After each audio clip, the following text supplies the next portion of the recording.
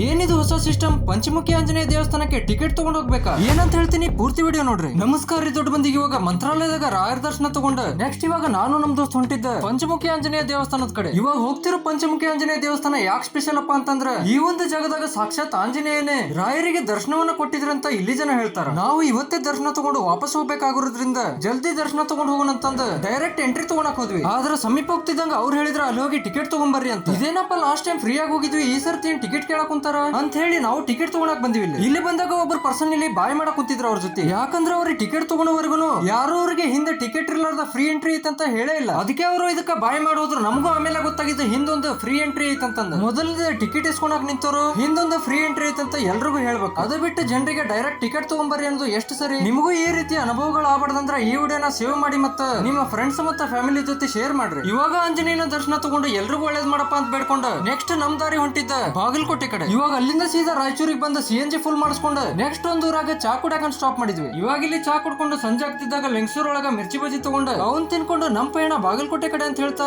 ಮುಂದಿನ ವಿಡಿಯೋದಾಗ ಸಿಗೋಣ. ಅಲ್ಲಿ ತನಕ ಬಾಯ್.